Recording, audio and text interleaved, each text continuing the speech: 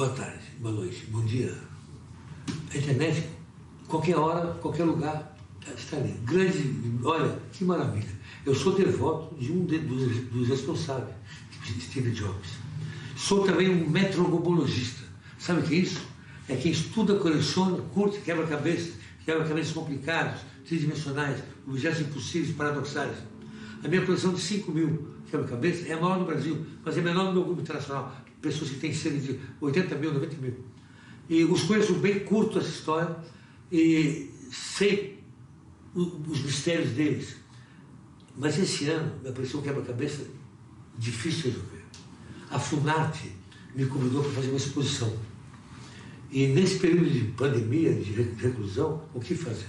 Eu tenho feito nos últimos anos, fiz muita releitura de quadros famosos, pegando quadros conhecidos e dando a minha visão deles, a minha releitura realmente.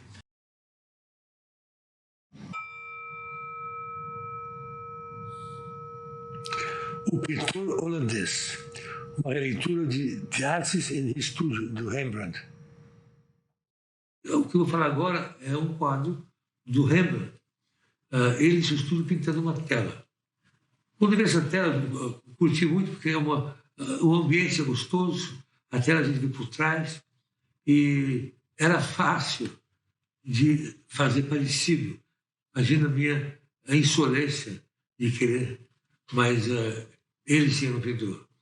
O Samson Flexo, grande artista abstrato, que morou grande parte aqui no Brasil, tem textos excelentes. E um dos textos dele diz que a pintura abstrata não representa, ela se apresenta.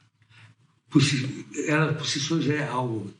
E o Rembrandt, grande artesão também, pintor frenético, uma produção gigantesca, ali no lugar dele, pintando aquela tela, eu procurei fazer um quadro tudo igual ao quadro dele. Mas no lugar do pintor eu coloquei essa mancha abstrata em analogia à energia do artista ali no seu trabalho.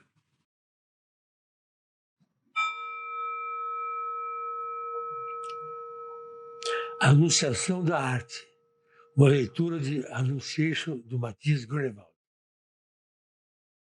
Indiscutivelmente, o norte da Europa, especialmente a região de Flandres, foi um cenário muito rico, muito fértil em relação à produção artística no passagem do século XV para o XVI. E tinha ali um artista chamado Matthias Grunewald. A maioria daqueles artistas pintavam coisa para a igreja, eram os grandes clientes. Ele fez esse retábulo enorme, mostrando um anjo anunciando para Maria que ela estaria grávida do Salvador de Jesus. E essa cena se passa na igreja, numa catedral. Ela está sentada olhando um livro, que é a Bíblia, que está aberta numa passagem do profeta Isaías, que profetiza aquela história, aquela situação. Eu fiz algumas mudanças, transformando esse quadro, que é a Anunciação, e a Anunciação da Arte. E como? Essa igreja tinha lá no fundo um grande vitral, coisa comum nas igrejas. Lembre-se bem que as igrejas tinham um efeito psicológico muito forte nas pessoas. Naquela época, era raro você ver um sobradinho. E, de repente, tinha ali aquela coisa, impressionante, entrava numa coisa magnífica, parecia uma nave espacial. Eu achei muito oportuno tirar o vitral, substituí-lo por uma coisa muito particular que me agrada muito. Trata-se de um ladrilhamento num periódico. O que é isso? Se você usar quadrados, triângulos, hexágonos, ladrilhos dessa forma, você faz um ladrilhamento que vai se repetir infinitamente. Mas está se descobrindo formas que também se encaixam sem deixar lacunas, nem sobrepor, mas que criam um desenho, que tem um início e se expande infinitamente. Nesse caso aqui, um ladrilho criado pelo Roger Penrose. Roger Penrose, grande matemático, ainda está vivo, foi parceiro de Steve Hawking. Os trabalhos simples, pesquisava a geometria dos buracos negros. Ele foi também quem, junto com seu pai, inventou, construiu a escada sem fim, que o Escher usou no trabalho Ascending and Descending. É uma escada que, no trabalho do Escher, você vê os mundos subindo, não para de subir, ou descendo, não para de... É um paradoxo visual muito interessante. E o Penrose, ele achou no pentágono, que é uma figura extremamente difícil de ser ladrilhada, ele tirou duas partes e criou dois ladrilhos chamados Kite and Arrow. Então, é a flecha e o papagaio. Na realidade, do pentágono, ele soube mais outra dupla também. E essa dupla cria um alinhamento sempre. Veja que interessante. As suas proporções são na seção áurea. E a quantidade também. Se você tiver 1000 aladino de um, você vai ter que ter 618 no outro. E sendo que no pentágono está a seção áurea, esse trabalho participa daqueles trabalhos considerados geometria sagrada. Logo depois dele, tem a ampulheta. Por que depois da ampulheta? A ampulheta símbolo do tempo, a passagem do tempo.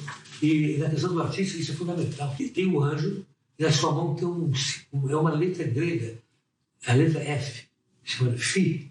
Por quê? É uma homenagem ao Fídias, o grande artista grego, responsável pela produção de coisas fantásticas, e o Partenon, que é toda na seção áurea. Então, foi convencionado de chamar a seção áurea de Fi. A seção áurea é um número irracional. Veja bem, eu tenho um número X de átomos, de células, e eu não tenho nenhuma mais nem menos. Um número irracional não termina, e não existe, está entre dois números. Então, a seção áurea é muito importante na minha concepção do que é a anunciação da arte. Aí tem o anjo, e o anjo está segurando um estranho objeto, é um bastão que é encontrado em muitas pinturas antigas, murais, hieroglifos, gregos especialmente, egípcios especialmente, mas na Mesopotâmia inteira. Crê-se que esse bastão, que tem a ponta de baixo bifurcada, fosse um instrumento de poder e de que a parte bifurcada, como o diapasão, criava sons que tinham muito poder sobre a matéria. É claro, sabemos muito bem que nós perdemos muitos conhecimentos do passado, e um deles foi uma utilização do som de maneira mais prática, não só para diversão ou para comunicação. Logo depois, nós temos a iluminação. A Maria, no caso, que é o artista ali, está com a cabeça de luz e iluminação. É o que deve acontecer ao artista realmente vocacionado, honesto em seus propósitos e dedicado ao seu trabalho, constantemente. E não só ele, né, como o trabalho que ele faz, ilumina os outros também. No lugar da Bíblia, com a passagem de Isaías, eu coloquei de novo um trabalho meu, uma telinha chamada My Books, que é uma visão de biblioteca, e tem um livro aberto com uma página, tem uma paisagem de dia e outra página, a mesma paisagem noturna. Por quê? O dia e a noite são exemplos claros de analogia ao consciente e ao inconsciente, ao plano divino e ao humano. E minha proposta é a de transcendência, de união entre os dois. Razão porque está ali esse livro logo na entrada, e uma perfeita leitura ao iniciante no universo da arte. Embaixo do livro tem uma fonte jogando água, jorrando abundante. Por quê? Água refrescante e purificadora. Fundamentalmente nos livros, fonte de informação e cultura, principal ingrediente numa vida dedicada à arte. Sem cultura, sem arte é cultura, não tem jeito. Do lado, a oitava intervenção minha, é algo que não tinha no quadro da pintura original. Coloquei ali um vaso, considerando primeiro que é uma cabeça mais antiga, tem mais de 2 mil anos, é um vaso de água todo furado. E como fazer para beber água aí dentro é todo furado? Então, tem um truque simples, eu não vou dizer agora, porque não sei um spoiler. Uma vez iniciado no universo da arte, o artista estará sempre procurando achar a melhor solução com a grande variedade de problemas inesperados, de quebra-cabeça que isso gera. E, de novo, no chão tem o meu alinhamento. O meu ladrilho é um ladrilho simples, diferentemente do Jorge Perrone, não é um ladrilho não periódico, é quadrado, básico. Só que o desenho que tem nele, virando 90 graus, você faz combinações inusitadas, muita coisa. E está aí um lembrete das múltiplas possibilidades criativas na atividade artística.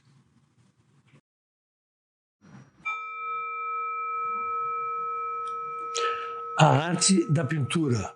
Releitura de The Art of Painting, de Johannes Vermeer. Dando continuidade a essa série de releituras de obras famosas, eu, como pintor, procuro sempre trabalhos de pintores que falavam sobre o processo da pintura. E hoje eu vou falar sobre um dos pintores mais interessantes, o Vermeer, holandês, com uma produção pequena, mas muito caprichosa, muito exata em muitos aspectos. A maioria das pinturas dele é uma cena no mesmo lugar.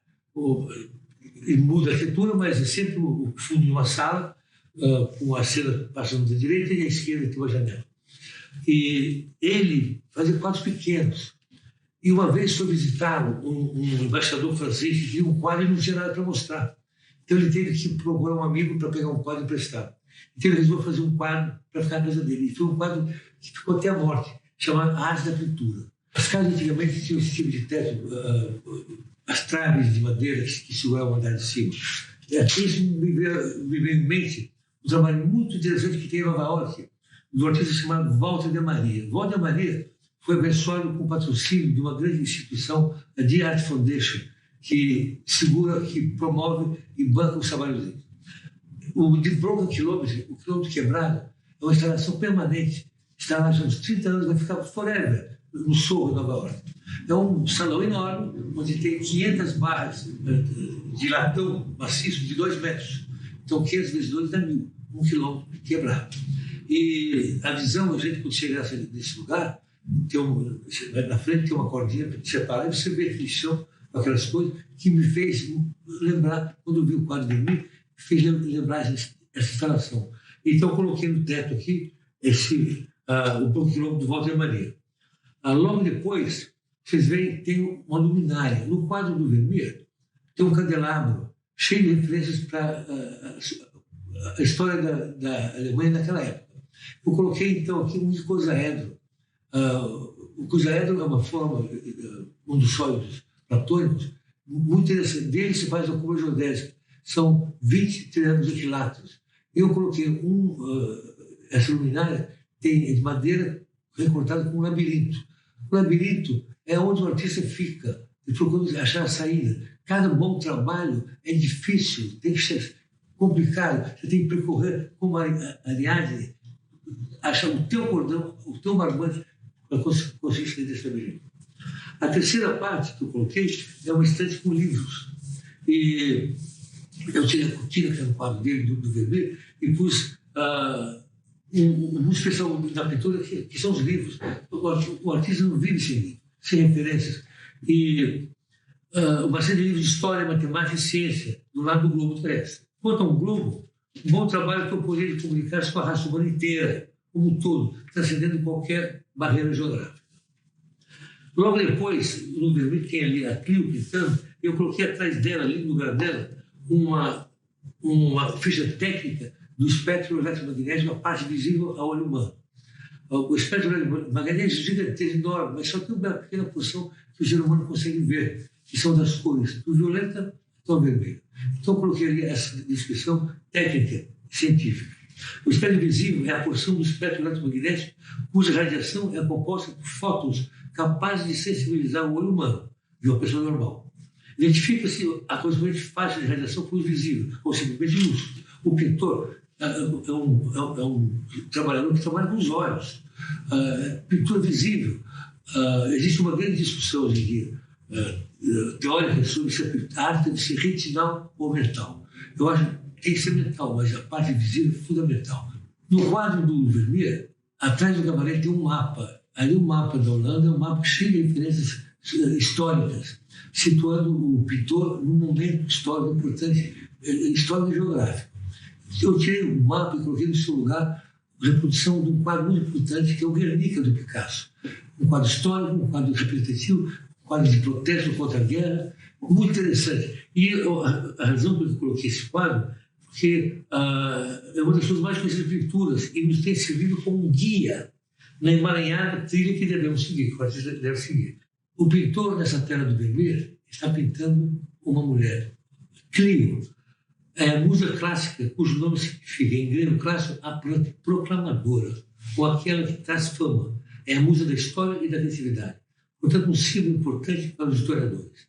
O que faz muito sentido nessa singela homenagem ao seu nome. Por ser a musa da história, cabe também como seu atributo propagar e celebrar realizações. Eu coloquei em seu lugar modelo de madeira, um modelo articulado, um instrumento constantemente utilizado por uma grande variedade de artistas, substituindo objetivamente o modelo humano. Não é à toa que grande parte da produção artística aborda temas relacionados com história, não aquela escrita pelos generais comandantes, mas pela massa de protagonistas anônimos como esse boneco de madeira. O Vermeer é um expert em questões de ótica. Ele avalia essas vantagens oriundas do uso de uma câmera obscura, na qual, como astrônomo que usa um telescópio para aumentar o entendimento humano sobre os cosmos, ele procura ampliar as propriedades da visão em relação à capacidade compositiva de uma situação a ser retratada. Razão que eu coloquei em cima da mesa esse belo telescópio. Logo ao lado tem uma mesa de oficina, uma mesa de trabalho. E a parte fundamental do mobiliário de estúdio. A mesa de trabalho na pintura original foi substituída por uma bancada sobre a qual tanto o pote de cerâmica, onde lavam os pincéis, quanto pedaços do tecido que produzia anos atrás, decorado com fósforos acesos de analogia a energia fluente nesse ambiente.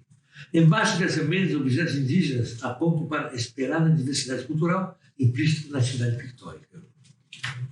O chão que o centro dos assoalhos dos quadros vermelhos são muito interessantes. Um ladrilhamento curioso, preciso.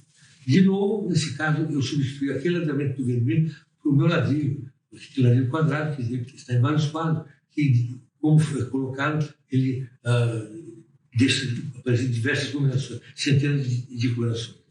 No lugar do pintor, que está de costa para a gente, eu coloquei um banquinho que eu comprei em 79, em Milão. Então, é um banquinho que testemunhou a criação de dezenas, se não centenas de trabalhos. Companheiro no estudo, útil, me traz memórias interessantes. Então, está no lugar do pintor, substitui do pintor. E logo atrás, o instrumento, obviamente, estranhíssimo na época do Vermeer, um compressor de ar. São muitos artistas que usam um compressor, o aerógrafo, o spray. O Man Ray, ele é um grande defensor do aerógrafo, porque ele dizia que com o aerógrafo você não toca a tela, você está distante. Então não tem o contato físico. E a única coisa que eu não gosto do compressor é esse fato, que eu estou tocando, não tem contato. E às vezes nos trai, espirrando, saindo do ar errado. Mas é o ar, eu respiro, é a brisa, a razão que está aí atrás do quadro.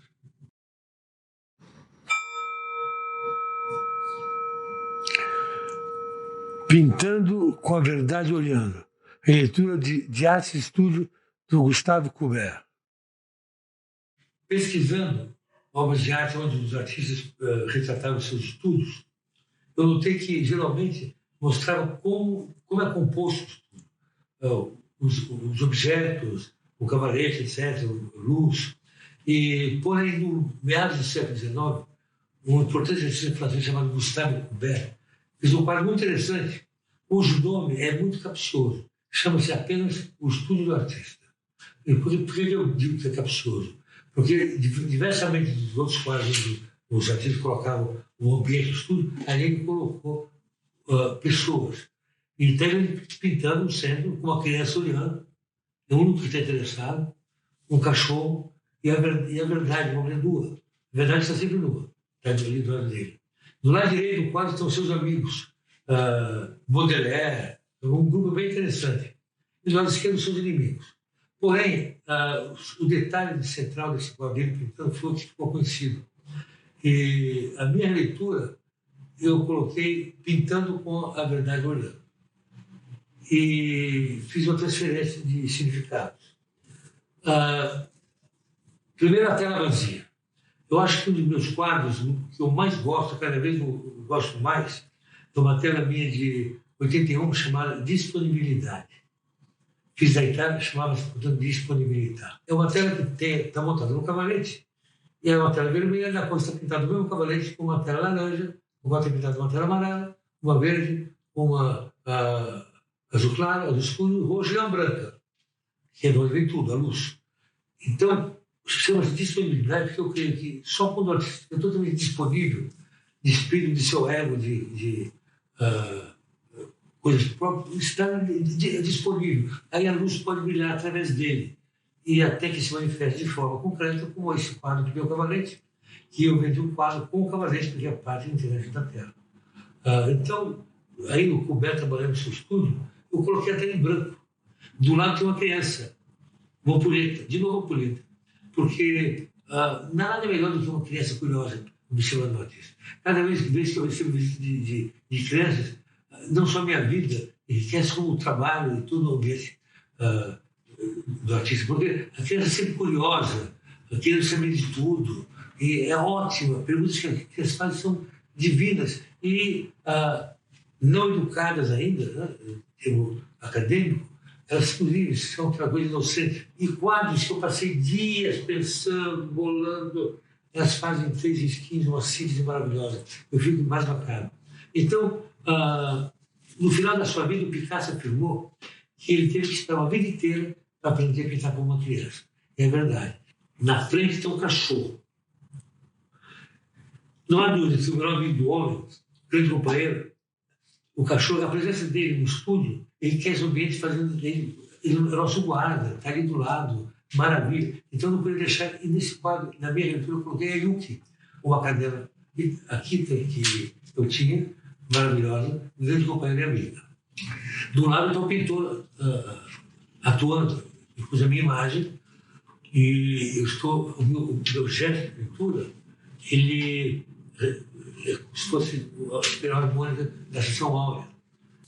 Olha, curiosamente, da mesma maneira que a mentira e a fake news precisam estar extravagantemente vestidas, né, ou fantasiadas para poder alcançar algum reconhecimento, a verdade, não precisando de mais nada do que a sua essência, está sempre nua. A verdade pode ser feia, pode ser triste, mas é verdade, por ser verdade, é bela. Portanto, um quadro para ser belo não precisa ter coisas bonitinhas. Ele pode ser só expressão da verdade. Para pintar essa tela, eu chamei para posar com a verdade a professora de arte Gisele Miranda, uma grande amiga nossa. Eu tenho uma série de amigos muito importantes na minha vida que são meus colegas de estúdio, as minhas ferramentas, o compasso, o lápis, a régua, o pincel, que estão ali colaborando comigo. O grande salto da minha produção artística foi quando eu, em 80, intuí e fiz o quadro com os potinhos e com a escultura natura com os potinhos acesos. São os meus colegas de trabalho que estão ali disponíveis e colaborando comigo. E do lado ali, junto à ferramenta embaixo, eu coloquei uma figura importante na minha casa, minha e meu filho, que é o gato dele, o Pique, o gordão. Semelhantemente ao desempenho do cão, a presença de um gato em um estúdio enriquece o ambiente de trabalho, dando um ar caseiro e mais doméstico. Isso é muito bom.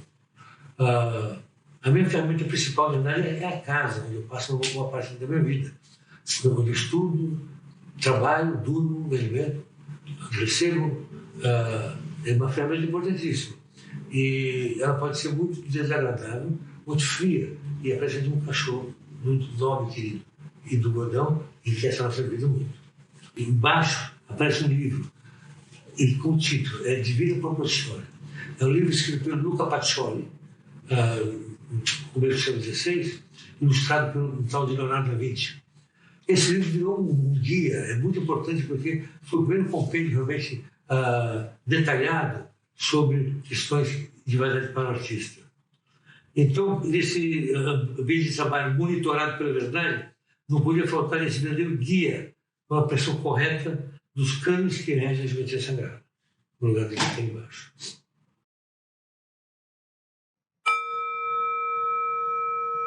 O professor número 10, releitura de Red Tablecloth, do Picasso. Que, obviamente, não podia deixar de colocar o Picasso. Quando eu era adolescente, eu comprei um livro de fotos do Yves Pent, que passou 2 semanas na casa do Picasso, no sul da França.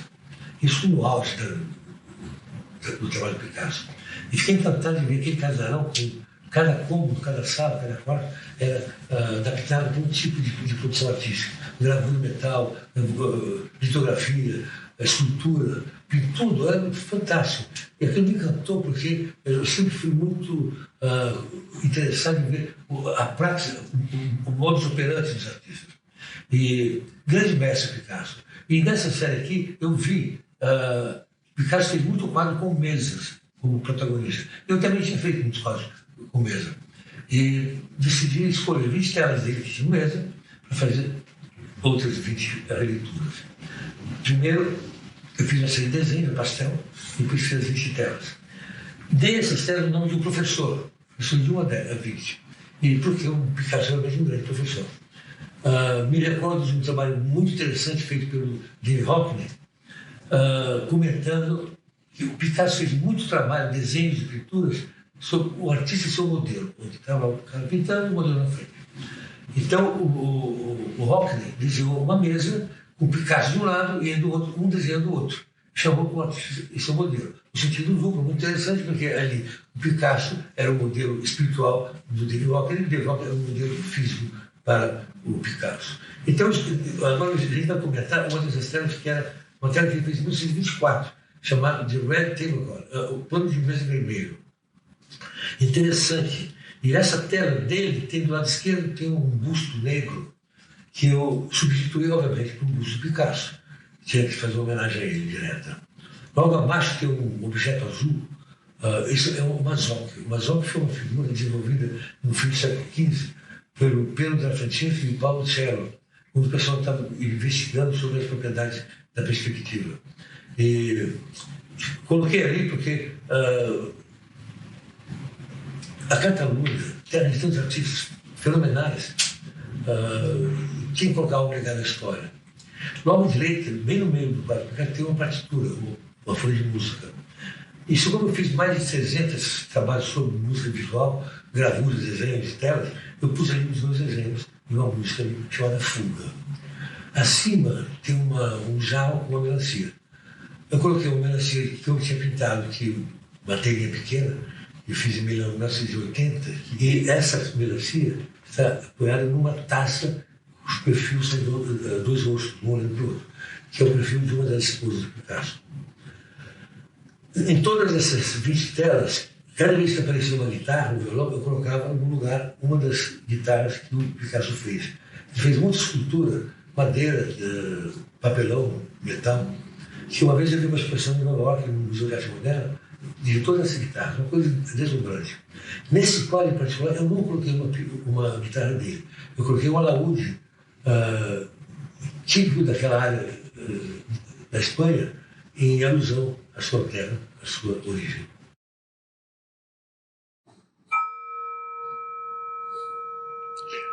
A Meditação de São Jerônimo, releitura de Saint Jerome in His Study, de Antonello da Messina.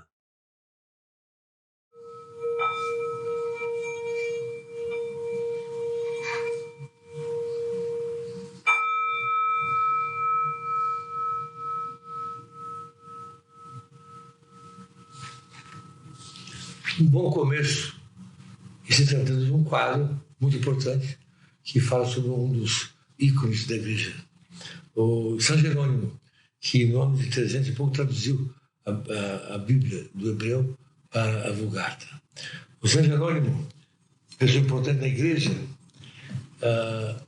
uma vez ele estava andando de um choro, era um leão que tinha um espinho no pé. E foi tirar o espinho do pé do leão e o leão passou a ser amigo dele, acompanhando ele por tudo quanto é lugar. O Antonello da Messina, artista muito importante, siciliano, do final do século XV, foi quem levou para a Itália a tinta a óleo. O pessoal lá só pintava com têmpera. Ele fez quadros São Jerônimo no seu estúdio, em homenagem a esse personagem importante. Ele não era da igreja, mas ele estava vestindo no quadro um manto de um cardeal. Era alusão à sua importância. Eu sou de um país tropical, a cor aqui é fundamental. Então, e outra coisa, eu tenho usado muitas cores de espectro, porque a luz é um presente que a natureza nos deu para entender o mundo, para ver o mundo. Então está sempre presente. Eu quis, nessa leitura, eu coloquei elementos da minha cultura para ilustrar o trabalho. Eu comecei pintando, de cara eu escolhi uma tela 4 vezes maior do que a tela original. Lembre-se que a tela do Antonello era muito pequena. Ele não só fez o suporte, como a tinta e os pincéis, o pessoal o quadro e fez aquela obra-prima. É inacreditável os detalhes que tem na obra do Antonello. E comecei pintando a arquitetura desse local, dessa igreja, e antes de colocar meus elementos. É uma arquitetura muito interessante, porque tem duas perspectivas, e realmente aqui o espaço medieval, o São Jerônimo está sentado numa escrivaninha que é um armário, parece um armário, uma biblioteca. É um quadro cheio de significados ligando o Antonello à igreja, e, por exemplo, logo no início a gente vê duas aves, que são ligadas um pouco à questão da teologia católica, dos dogmas, o pecado e o paraíso. Eu troquei, veja bem, a minha leitura, eu transpus essa atmosfera do século XV, pesada da igreja católica, para agora para o século XXI, solar, tropical. Antonello colocou bem na frente desse cenário, dessa igreja, desse salão, os elementos ligados à culpa, ao pecado. Eu tirei colocando elementos nossos brasileiros. Pus uma arara, um tamanduá-mirim e uma cesta camaiurá, linda, linda, linda. E fui fazendo algumas mudanças apropriadas. Eu tirei, por exemplo, o próprio São Jerônimo, uma capa vermelha. Eu coloquei ali o Pensador do Rodin, segurando na mão um cubo mágico, não de 3x3, mas de 4x4. E olhando de frente um livro, onde tem a lembrança do consciente e inconsciente. Um outro trabalho meu, que é um livro com as partes centrais, uma paisagem do dia e outra da noite. O dia e a noite com o consciente e o consciente. Logo atrás do São Jerônimo, nesse móvel ambiente, nesse gabinete, cheio de elementos, o escritório dele, eu fui substituindo pouco a pouco coisas mais ligadas à nossa vida, à vida do artista, à vida contemporânea. Colocando numa prateleira logo atrás, numa estante, 3 elementos, as 3 cores primárias, o azul, o vermelho e o amarelo. O vermelho eu coloquei uma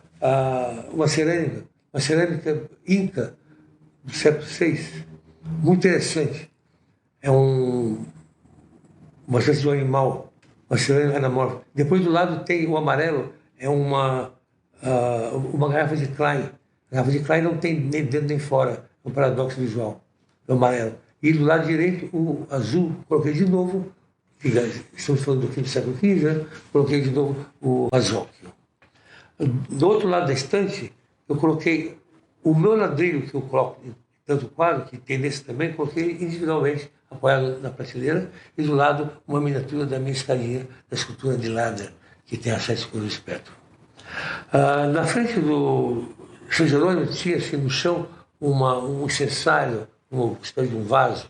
Eu coloquei ali um vaso de água, onde o Jules Cotrial, meu amigo, misturava as suas tintas. E dentro coloquei 3 pincéis que ele me deu um pouco a esclarecer. Logo do lado tem um bonsai interessante, cujo tronco faz a forma de um ser humano. E depois, na extrema esquerda, um paradoxo visual também do século XIX, que é o coelho-pato. Esse objeto que de um lado fica um coelho e do outro fica um pato. No lado direito do quadro, lá no fundo, tem uma colunada típica daquelas construções medievais, e eu não podia deixar de perder a oportunidade de ali fazer outro paradoxo visual, fazendo com que essas colunas tenham início quadrado e ao subir elas se tornam redondas. E no fundo tem 2 janelas, uma à direita e outra à esquerda. A janela direita tem uma paisagem tipicamente toscana, medieval. E da esquerda eu coloquei outro quadro meu, que é sobre o campo, que é o Rainbow Fields, uma plantação de trigo onde os solos estão enrolados com as cores do espectro. De novo, nesse quadro, eu tive a ousadia de trocar o ladrilhamento que o Antonello fez, uma coisa miraculosa, de tão perfeita, e coloquei de novo o meu ladrilhamento. E assim, eu acho, muito importante, o Antonello está num templo, numa igreja, um lugar sagrado, visto por todos os dados aqui. Então, aproveitei para colocar no alto da prateleira um trabalho meu, que é a minha profissão de fé, que é a escultura Natura, com 7 vasinhos, com 7 cores acesas. Então, essa é uma breve explicação da releitura que eu fiz desse quadro fundamental, mas mesmo assim foi difícil fazer os detalhes que o Antonello fez. Lembre-se que o Antonello ele fez a tinta, o pincel, o suporte e pensou todo o quadro para executá-lo.